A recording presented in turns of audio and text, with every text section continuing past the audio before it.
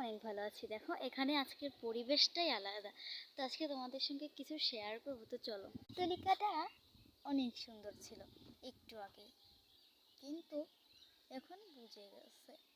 তো এই ফুলটা আমি এখন এটা বুঝে গেছে, এখন শুধু অন্যটা ফুটার পালা। এই যে সাইডে আরেকটা করি, এইখানে প্রত্যেকটাতেই ছোট ছোট কড়ি আছে।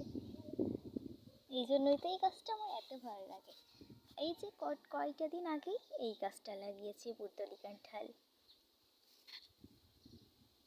আর এই যে এখানে এইটাও পুত্তলিকাই, এটা দেশি পুত্তলিকা বলে আমাদের এখানে। তোমাদের এখানে এগুলো কি পুত্তলিকা বলে এবং কী নামে পরিচিত অবশ্যই বলে যাবা। আর এই যে এখানে এই গাছটা মারা গিয়েছে, কীভাবে মরলো সেটা শুনবে না?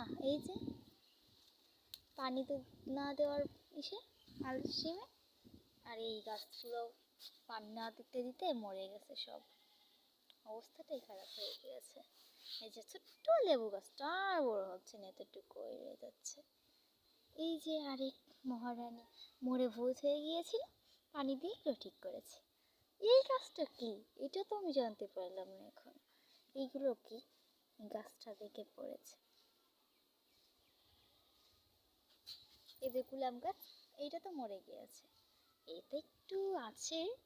তো আজকের মতো আসি, টাটা।